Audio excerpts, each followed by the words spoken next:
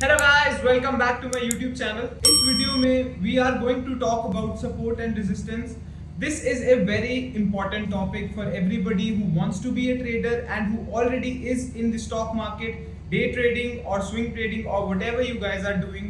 You guys need to understand कि support और resistance क्या होते हैं, किस तरह से काम करते हैं और उनको यूज करके आप कैसे ट्रेडिंग कर सकते हैं.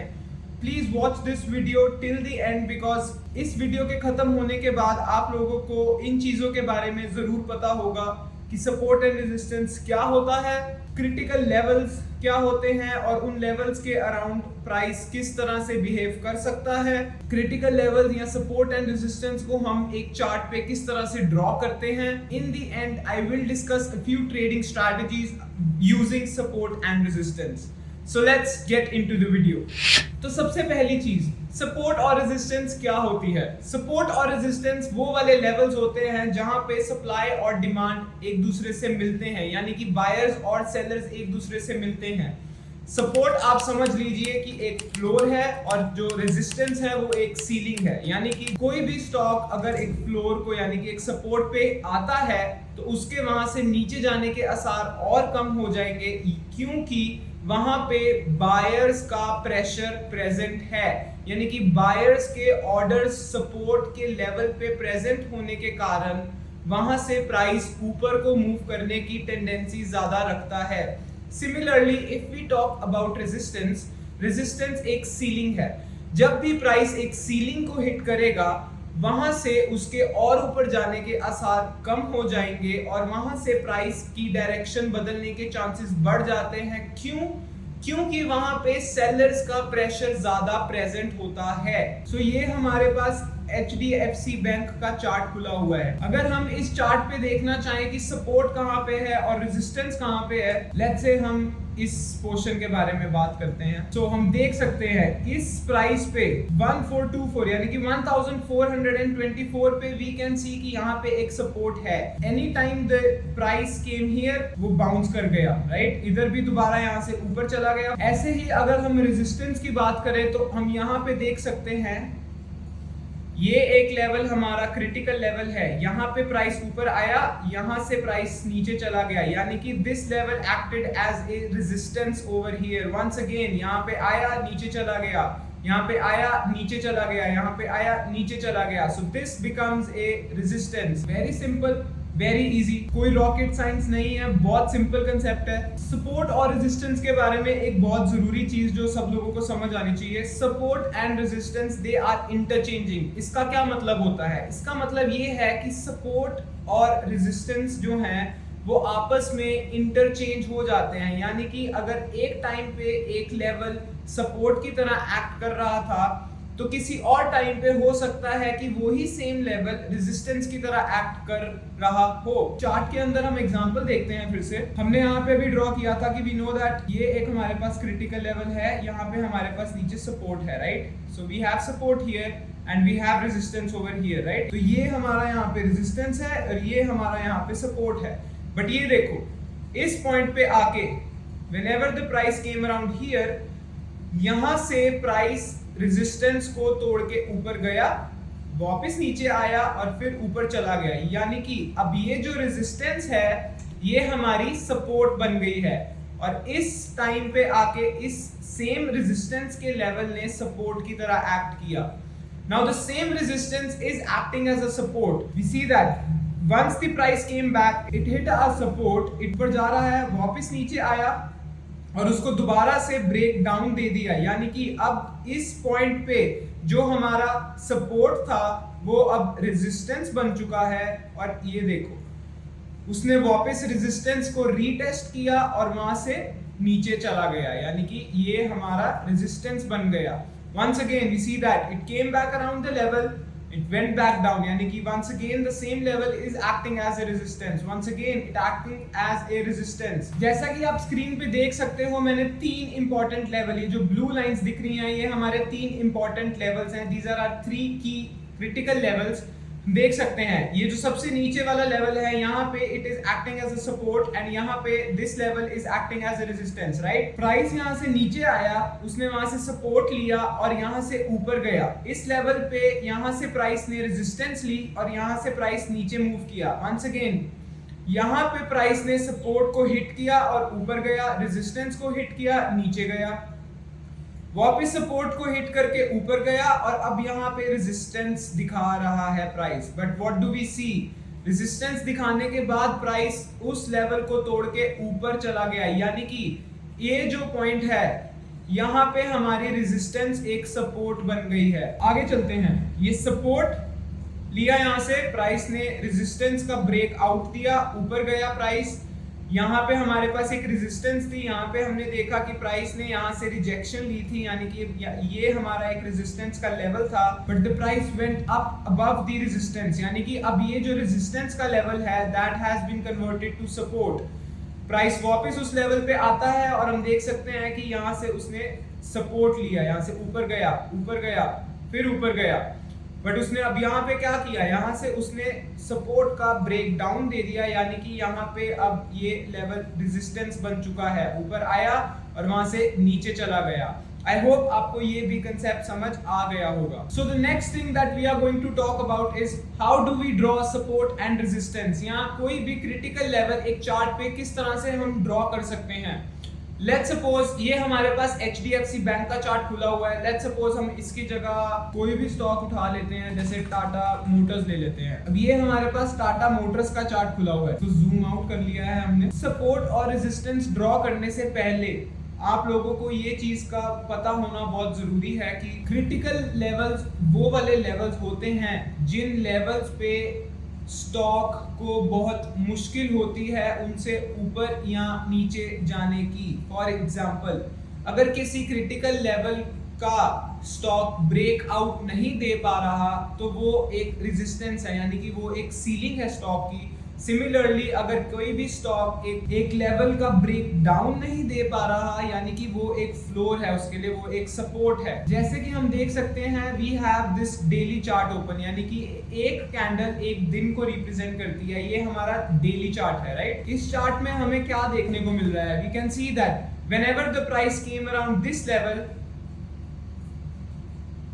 वो यहाँ से इस लेवल के अराउंड आता था, यहाँ से ऊपर चला जाता था। वंस अगेन यहाँ पे आया, ऊपर चला गया, यहाँ पे आया, ऊपर चला गया, यहाँ पे आया, ऊपर चला गया। What does it mean? It means that Tata motor का जो स्टॉक है वो इस लेवल का ब्रेकडाउन देने में बहुत ज्यादा प्रॉब्लम ले रहा है, बहुत ज्यादा मुश्किल आ रही है उसको इस लेवल का ब्रेकडाउन देने में। यानी कि ये लेवल हमारा एक स्ट्रॉन्ग की लेवल है जिसको हम सपोर्ट का नाम दे सकते हैं। सिमिलरली अगर हम यहाँ पे देखें, इतने से एरिया के अंदर अगर हम देखें तो इस प्राइस के अराउंड जब भी प्राइस आया ऊपर जा रहा था, यहाँ पे आया ऊपर चला गया, यहाँ पे आया ऊपर चला गया, यहाँ पे आया ऊपर चला गया, यहाँ पे आया ऊपर चला गया, यानी कि this level is acting as a support here and इस टाइम पे इसने यहाँ पे आके ब्रेक डाउन दे दिया, यानी कि ये जो सपोर्ट है अब रेजिस्टेंस बन चुकी है। Whenever the price came around here we see that it moved down, resistance ceiling बन गई है, सीलिंग बन गई है और सीलिंग बन गई है।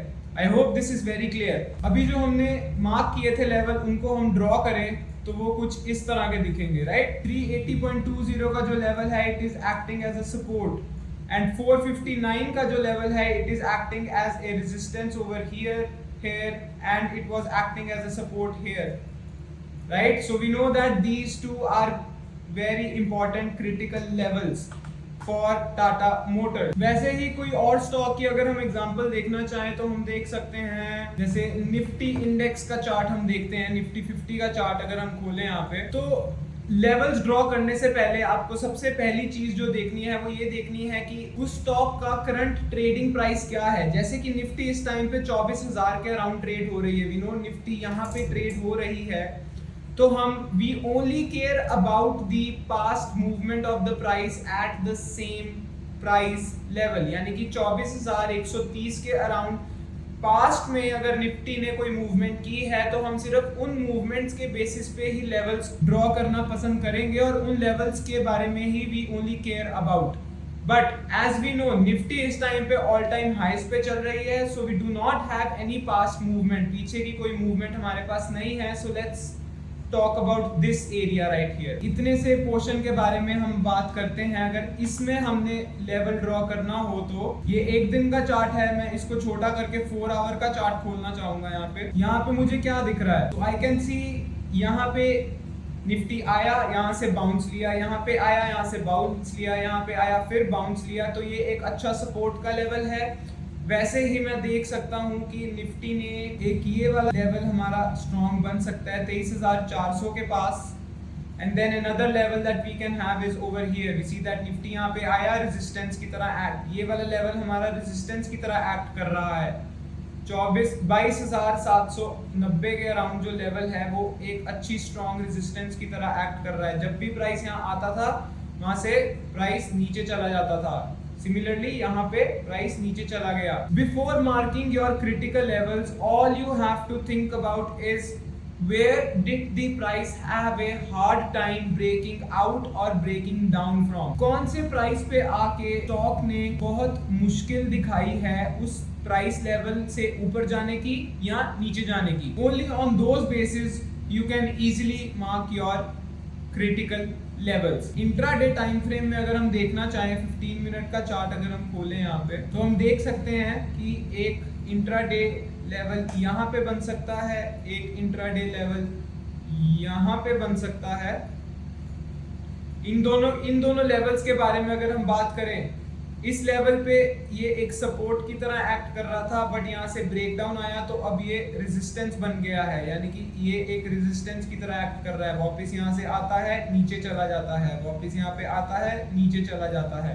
Another thing that you guys should take care is that support और रेजिस्टेंस एक सिंपल लेवल नहीं होते हैं. They are always a price range, यानी कि एक रेंज के अंदर एक जोन होता है, वो एक सिंपल लेवल कभी भी नहीं होता है. ये जो हमारा लेवल है इट इज ए रेंज, ये ऐसी एक रेंज है. Another thing that you guys should know about support and resistance is that जितना बड़ा टाइम फ्रेम होगा, यानी कि अगर मैं डेली या वीकली या 4 आवर के चार्ट पे अपने सपोर्ट एंड रेजिस्टेंस मार्क कर रहा हूं, तो वो वाले लेवल्स बहुत ज्यादा स्ट्रॉन्ग होंगे compared to the intraday levels. यानी कि अगर मैं 15 मिनट पे सपोर्ट मार्क कर रहा हूं तो वो वाला सपोर्ट इतना स्ट्रॉन्ग नहीं कंसिडर होता जितना स्ट्रॉन्ग मेरे डेली चार्ट पे सपोर्ट कंसिडर होगा. And the last thing that we should know about support and resistance is that जितनी बारी एक लेवल को मार्केट टेस्ट करेगी उतना ही वो लेवल वीक होता जाएगा. इसका क्या मतलब है, जैसे कि इस चार्ट में हम देख सकते हैं, ये हमारे पास एक 5 मिनट का चार्ट खुला हुआ है and we know that we have a strong support at 22,924. ये हमारे पास एक बहुत स्ट्रॉन्ग सपोर्ट है. यहाँ पे वी कैन सी कि वो किस तरह से वो सपोर्ट एक्ट कर रहा है. हम यहाँ पे देख सकते हैं कि एक बारी यहाँ पे टेस्ट किया इसने सपोर्ट को, दूसरी बारी यहाँ पे टेस्ट किया, तीसरी बारी यहाँ पे टेस्ट किया, चौथी बारी टेस्ट किया, पांचवी बारी टेस्ट किया. 5 टेस्ट करने के बाद what do we see that की मार्केट अप ट्रेंड में थी. यहाँ पे आई, सपोर्ट लिया, ऊपर गई, सपोर्ट लिया, ऊपर गई, सपोर्ट लिया, ऊपर गई. Once again it is taking support here, but what do we see, 5 test होने के बाद we see that level starts to break down. Market ने, निफ्टी ने उस लेवल का ब्रेक डाउन दिया बट वापस ऊपर आई. Once again started taking support here, but what do we see? We see that it broke down. यानी कि जितनी बारी एक लेवल का टेस्ट होगा वो लेवल उतना ही कमजोर होता जाएगा. ऐसा क्यों होता है? जैसा कि मैंने आपको वीडियो की स्टार्टिंग में समझाया था कि सपोर्ट वो वाला लेवल होता है जहां पे बाइंग का बहुत प्रेशर होता है, जिसके कारण स्टॉक के वहां से ऊपर जाने के चांसेस बढ़ जाते हैं. जितनी बारी उस सपोर्ट को वो स्टॉक टेस्ट करेगा, यानी कि जितनी बारी उस लेवल पे वो वापस आएगा उतनी ज्यादा बारी वहां के ऑर्डर्स फिल होते जाएंगे. जैसे जैसे बायर्स के ऑर्डर वहां पे फिल होते जाएंगे वहां से ऑर्डर्स खत्म होना शुरू हो जाएंगे और वो लेवल वीक हो जाएगा and eventually the stock price will move down. Similarly अगर हम रेजिस्टेंस की बात करें, रेजिस्टेंस पे बहुत ज्यादा सेलर्स के ऑर्डर्स प्रेजेंट होते हैं, जिसके कारण जब भी कोई भी स्टॉक रेजिस्टेंस के पास आता है वहां से उसके वापस नीचे जाने के चांसेस बढ़ जाते हैं। जितनी बारी वो सेम स्टॉक उस सेम रेजिस्टेंस के लेवल पे आके बजेगा उतने ज्यादा वहां पे ऑर्डर्स फिल होते जाएंगे, जिसके कारण सेलर्स का प्रेशर कम होगा और इवेंचुअली जो स्टॉक है वो उस लेवल को तोड़ के ऊपर चला जाएगा। आई होप अभी तक आपको सपोर्ट एंड रेजिस्टेंस पता लग गया है कि क्या होता है, आपको क्रिटिकल लेवल्स ड्रॉ करने आ गए हैं। So before you start trading please make sure कि आपको क्रिटिकल लेवल्स अच्छे से ड्रॉ करने आते हैं। इस चीज को प्रैक्टिस करना बहुत जरूरी है। हर दिन आपको कोई ना कोई स्टॉक खोलना है, उसके क्रिटिकल लेवल्स को मार्क करना है and then you have to observe those levels. उन लेवल्स को अच्छे से ऑब्जर्व करो, उनको देखो कि जब भी प्राइस उन लेवल्स के पास आता है वो किस तरह से बिहेव करता है। सबसे बड़ी चीज ट्रेडिंग शुरू करने से पहले आपको जो पता होनी चाहिए वो ये है कि कोई भी क्रिटिकल लेवल, कोई भी सपोर्ट या रेजिस्टेंस जरूरी नहीं होता कि आपके फेवर में काम करे। स्टॉक के पास बहुत सारे रास्ते होते हैं एक क्रिटिकल लेवल के पास आके एक्ट करने के। इसका क्या मतलब है? इसका ये मतलब है कि whenever the stock hits a support or resistance, we do not have to take a trade right at that moment. जैसे ही स्टॉक ने सपोर्ट या रेजिस्टेंस को हिट किया, हमने वैसे ही ट्रेड नहीं लेना होता है। वी हैव टू सी कि उस लेवल के पास आके प्राइस किस तरह बिहेव कर रहा है। अगर मुझे लगता है कि सपोर्ट पे बायर्स का प्रेशर प्रेजेंट है और मुझे दिखता है कि मुझे बाइंग की एंट्री दिख रही है, तभी मैं लॉन्ग की पोजीशन लूंगा, putting my stop loss below the support. Similarly as for resistance, अगर मैं देखता हूं कि रेजिस्टेंस पे सेलर्स का प्रेशर प्रेजेंट है और मुझे शॉर्ट करने की एंट्री मिलती है, तो मैं एंट्री लेके अपना स्टॉप लॉस रेजिस्टेंस के ऊपर रखूंगा, थोड़ा सा एक्स्ट्रा रूम देके, क्योंकि मार्केट मेकर्स बहुत इजीली स्टॉप आउट करते हैं। So before we end the video, I would like to tell you about a few strategies using support and resistance. एक स्टॉक जब भी क्रिटिकल लेवल को हिट करता है तो वो क्या क्या कर सकता है। पहली चीज है कि एक स्टॉक क्रिटिकल लेवल को हिट करके रिजेक्शन ले सकता है। रिजेक्शन लेने का मतलब हुआ कि अगर एक स्टॉक सपोर्ट को हिट कर रहा है तो वहां से वो ऊपर को बाउंस लेगा, यानी कि it took A rejection from the support. नीचे जाने की उसने रिजेक्शन ली और वो ऊपर चला गया। सिमिलरली अगर एक स्टॉक रेजिस्टेंस को हिट करता है, रेजिस्टेंस को हिट करके अगर वो नीचे का बाउंस लेता है, यानी कि वहां से ऊपर जाने की स्टॉक ने रिजेक्शन ली और उस लेवल से वो नीचे चला गया। दूसरी चीज, ऐसा भी हो सकता है कि किसी भी क्रिटिकल लेवल के पास आके स्टॉक उससे ऊपर या नीचे सीधा चला जाए। अगर एक स्टॉक सपोर्ट पे आता है तो वो वहां से सीधा नीचे भी जा सकता है। जरूरी नहीं है कि वो हमेशा वहां से रिजेक्शन लेगा या ऊपर जाएगा। हो सकता है कि स्टॉक वहां से नीचे चला जाए। तीसरी और जो कि सबसे जरूरी चीज है लोगों को समझने के लिए, वो ये होती है कि किसी भी क्रिटिकल लेवल पे आके, जैसे मान लो कि अगर एक स्टॉक रेजिस्टेंस पे आता है, उस रेजिस्टेंस पे आने के बाद वो उसका ब्रेक आउट देता है, यानी कि वहां से वो सीधा ऊपर चला जाता है, बट वो सिर्फ इतना ऊपर जाता है कि आप उस पोजीशन में स्टॉप आउट हो जाओगे और वहां से वो रिवर्स कर जाता है। इसको बोलते हैं फॉल्स ब्रेकआउट और false break down. This is very important to understand. That is why I recommend do not take any trade exactly when a stock hits a support or resistance. Wait and see how the price acts around that critical level, and if you feel convicted in your trade, then only take a position for the upside or the downside, giving a lot of room to your stop loss. Talking about a few strategies. सबसे पहली strategy जो हम support या resistance से trade कर सकते हैं वो है breakout या breakdown. Breakout या breakdown strategy जो है वो बहुत simple होती है। आपने क्या करना है, simply अगर मैं आपको चार्ट पे एग्जांपल दिखाऊं तो यहाँ पे हम देख सकते हैं कि we have a level over here, यानी कि अगर मैं यहाँ पे जोन भी बनाना चाहूँ तो मैं ये जोन बना सकता हूँ। मुझे पता है कि यहाँ पे एक जोन है। ये जो लेवल था ये रेजिस्टेंस की तरह एक्ट कर रहा था।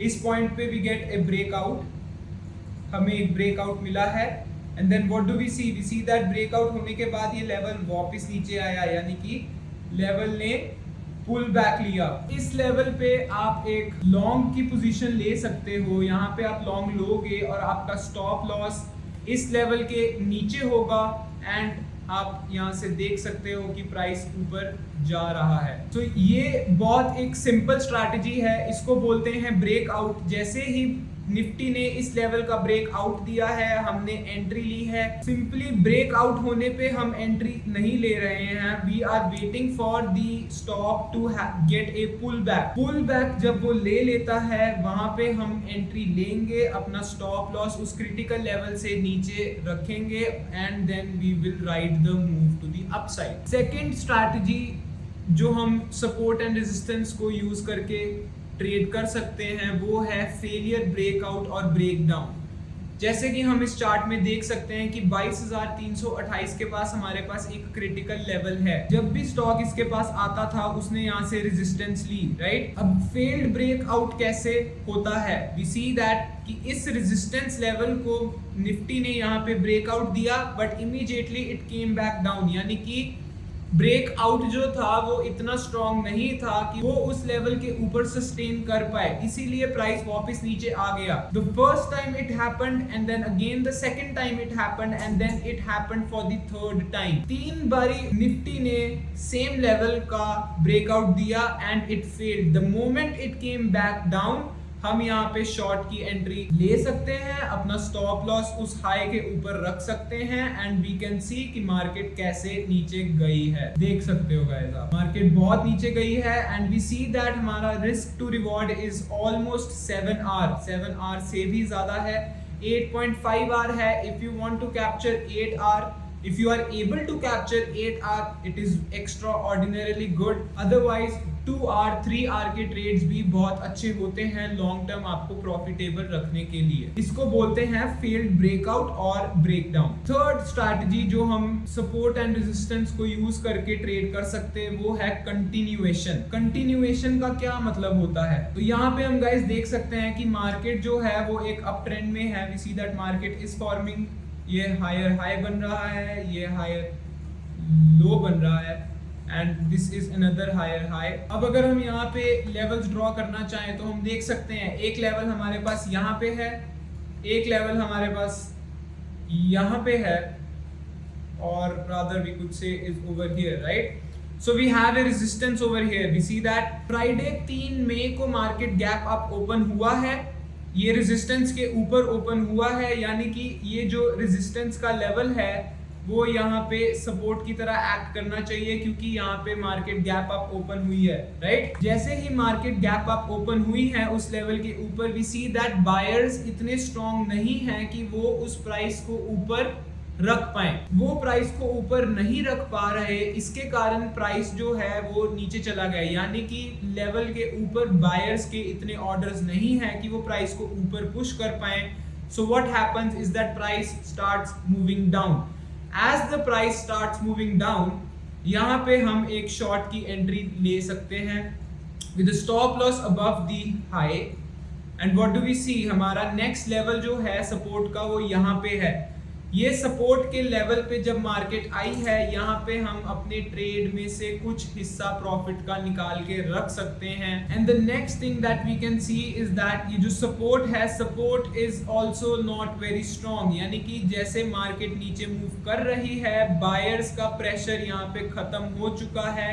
And how do we see that, we see that कि मार्केट ने इस लेवल को एक बारी, 2 बारी, 3 बारी ऑलरेडी टेस्ट कर दिया है and this is the 4th test now. More the number of retest, weaker the level gets. जैसा कि हमने देखा कि वो लेवल कमजोर हो चुका है, वी नो दैट कि यहाँ से प्राइस के नीचे जाने के चांसेस बढ़ चुके हैं। यहाँ पे हम एक और ट्रेड ले सकते हैं, यहाँ पे हम शॉर्ट की एंट्री ले सकते हैं with A stop above that level. जो पहले सपोर्ट का लेवल होता था वो अब रेजिस्टेंस बन चुका है और वहां से हम एक और ट्रेड ले सकते हैं।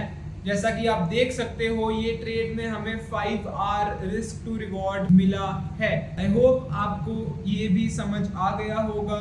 Just because I told you a few strategies based on support and resistance does not mean that you should go and take these trades. सिर्फ सपोर्ट और रेजिस्टेंस के बेसिस पे ट्रेड लेना मैं कभी भी किसी को रेकमेंड नहीं करता हूँ। Although it is a simple strategy, it might have a few chances of working out, but there is a lot of other things that you need to consider before entering a trade. A few of the important things that you should consider before entering a trade is that what is the market sentiment. अगर आप कोई भी trade ले रहे हो वो कौन सी market conditions में ले रहे हो, क्या वॉल्यूम जो है उस मूव को सपोर्ट कर रहा है, वॉल्यूम का बिहेवियर किस तरह का है, प्राइस का बिहेवियर किस तरह का है, मार्केट का सेंटिमेंट किस तरह का है। ऐसी ही कुछ चीजें होती हैं जो आपको अपने दिमाग में रखनी है कोई भी ट्रेड लेने से पहले। आई होप आपको वीडियो अच्छी लगी हो। प्लीज मेरे चैनल को सब्सक्राइब और लाइक जरूर करें।